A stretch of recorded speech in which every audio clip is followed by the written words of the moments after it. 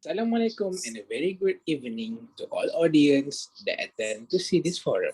My name is Muhammad Amaklan and I will be your moderator for this evening event. Our discussion topic today is cyberbullying awareness. Cyberbullying is a bullying that takes place over digital devices like cell phones, computers, and tablets. Cyberbullying can occur through SMS, text, and apps, or online social media.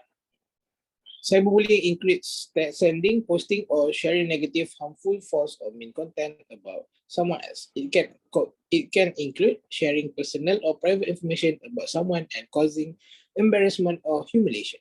Some cyberbullying crosses the line into unlawful or criminal behavior. This topic is very interesting. And for discussing this topic, I would like to introduce our panel. With us today is Mr. Muhammad Arif Irman from Bukit Aman, Miss Akila Batrisha from MMCA, and Miss Tasnim Dania as a social media influencer that motivates many people. And last but not least, Miss Adlina Shaira, a former victim of cyberbullying. Welcome to our panels. To begin this discussion, can panelists share about yourself to the audience? Starting with Miss Tasnim. Okay, hello, hi. My name is Tasnim Dania. So I've been a motivator and influencer for almost 10 years. I've been graduating from Management and Science University. Next, Mr. Arif, please. First of all, Assalamualaikum. My best regard to Miss Tasnim, Miss Kila, and Miss Adina as our panel for program today. And not forget our moderator, Mr. Muhammad Ahmad Aklan. My name is Arif Irman bin Zulkifli and I've been at PDRM Bukit Aman for almost 15 years. Next, Miss Adlina Shaira. Hi and Assalamualaikum. My name is Adlina Shaira. My age is 22 years old. I'm currently study at MSU. I'm a former victim of cyberbullying. And last but not least, Miss Kila. Hi, Assalamualaikum. I'm Akila Batrisha. I'm from MMCA and I've been working with this company for almost 5 years now. Thank you. Thank you for panels and the lovely interaction. So without wasting any more time, let's begin with the first question. So Ms. Tasnim, can you share with us your thoughts of how cyberbullying happened to someone and how to handle the situation? Okay, for me, I think that you or ourselves are responsible for what you post on social media. It is if it's beyond limit, just ignore it or make a report. Nothing lasts forever. So be patient about anything. The real problem is how we are react to the problem. Don't take anything personally and just ignore all the negativity that you get whatsoever. Instead of trying to control other people, better we learn how to control ourselves. It is because we can't control other people's thoughts. Be mentally prepared once you are in social media. It is normal if somebody doesn't like you. So we just have to live in our life with all the bad thoughts and we have to positive all the time.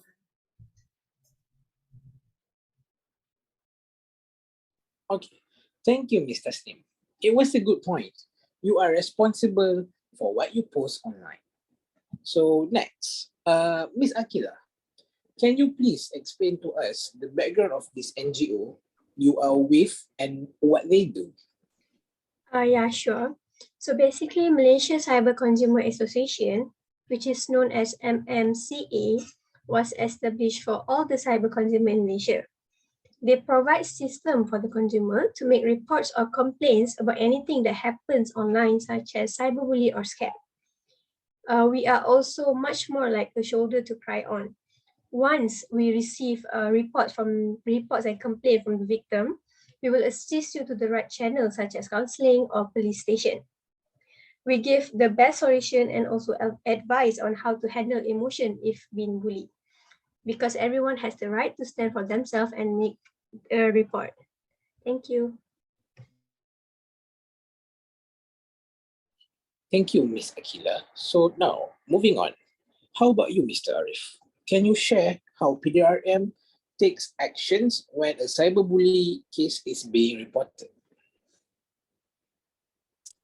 Yes, sure, Mr. Amaklan. It will start with an investigation. Once the police receive the report from the victim of the bully, we will starting to collect all the evidence and then take statement from the victim, friend, and the family. If the evidence is strong enough, then the perpetrator will be taken to court for the punishment under specific section. Let's relate is your question, Mr. Amar. Yes, thank you, Mr. Arif, for your answer. Miss Adlina, as a former victim of cyberbullying, what did you experience from it? The most typical forms of cyberbullying I encounter include harassment, exclusion, impersonation, and outing. Harassment is when you send someone or a group of people insulting or threatening communication. This sort of cyberbullying is caused by people who are offensive and make hurtful comments. Impersonation occurs when a irresponsible user pretends to be someone else by creating a false profile. Bullies create fake profiles to spread misinformation and inflict harm on their victims. After a long wait, here we go. Bullies who send private or sensitive information about a person without regard for the embarrassment of the user are the target of this exposure. I'm sorry to hear that from Miss Adlina because it was an unpleasant memory, I can say. However, thanks, Miss Adlina, for sharing. All right, so moving on. Miss Tasnim, how do you think we could prevent cyberbullying? Okay, for me, there are many ways to prevent cyberbullying. So cyberbullying on social media is a borderless because it's open for everyone worldwide to access it. So maybe we should learn how to have a self-control, and we should have a privacy and be private in social media. Private your social media account if you don't want to expose your life to the public. So from that we can prevent it. Our country should provide education for the public regarding to use the internet, and we should have one organization on internet to monitor and prevent the cyberbullying.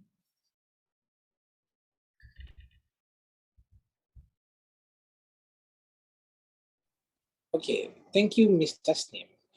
All right, so far, how critical do you think cyberbullying is in our country, Mr. Arif?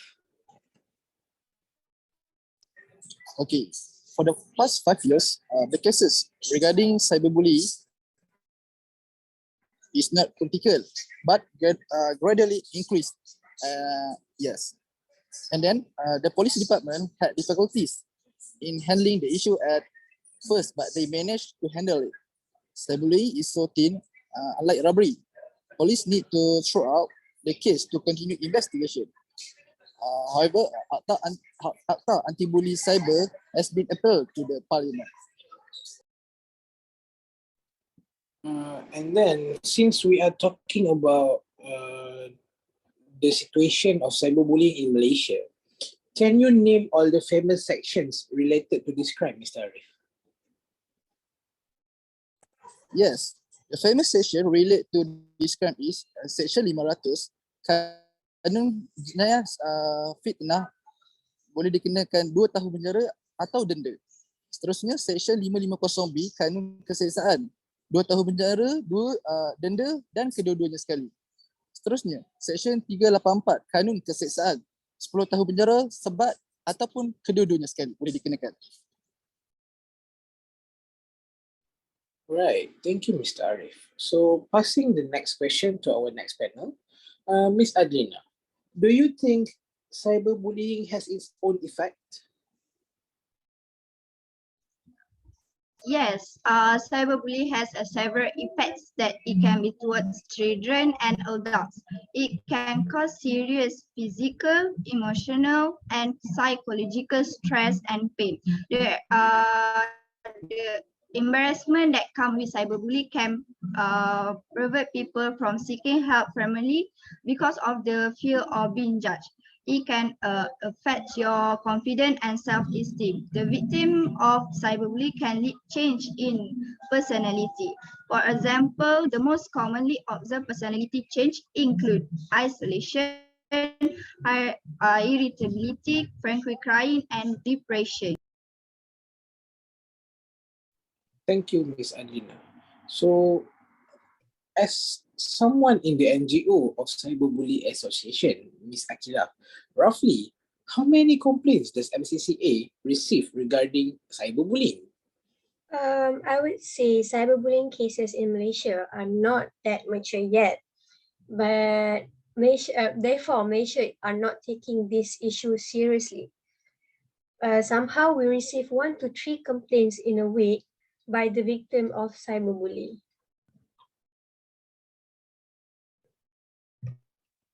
Thank you, Miss Akila. So, Mr. Arif, quite similar to the question asked to Miss Akila, is there any suicidal cases recorded regarding cyberbullying?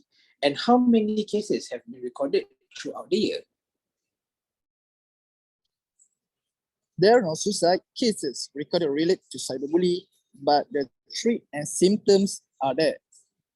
Number of cases recorded regarding to cyberbullying in Selangor since January can be total on 132 cases. Thank you, Mr. Arif. So, Ms. Tasnim, what piece of advice would you give to all the teenagers out there who are still new with the social media? Right. Cyberbullying is not a joke. More people is supposed to create content on how to use social media. Awareness on the cyberbullying so that this cyberbully can be stopped. And do not use the same method to go back to the person. It will make the thing worse and also will affect your mental health. Other than that, you can never resolve a fire with a fire. We don't live in the world to satisfy other people. Everyone has their own potential and uniqueness. Use it wisely on this world and try to be more grateful. Besides, good parenting is parents that can monitor what their children are doing on the internet and social media. From there, if something occurs, in the parents can take immediately action. So, regardless of who you are, everyone needs to be treated equally. So that's all from me. Thank you, Ms. Tasnim. It was a really good piece of advice. So now, moving on, how do you think we can prevent cyberbullying, Ms. Adlina? In my opinion, cyberbullying happens among young people.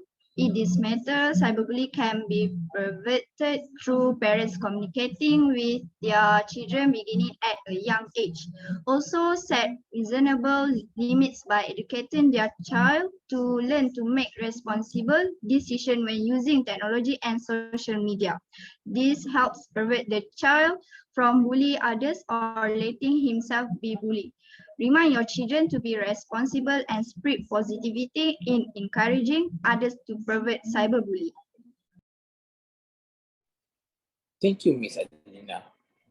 And now, moving on, final question for Ms. Kita. What do you think one should do when they encounter cyberbullying? If you encounter cyberbullying, if you see someone is cyberbullying other people, you should advise them to stop from spreading the negativity or leaving a false or negative comment. Next is quickly make police complaint if your safety was being threatened. Keep any evidence of the comment or messages you receive in case the police will need. And also, the awareness regarding cyberbullying must be made widely to educate the people that cyberbullying is real and it's happening to the generation now.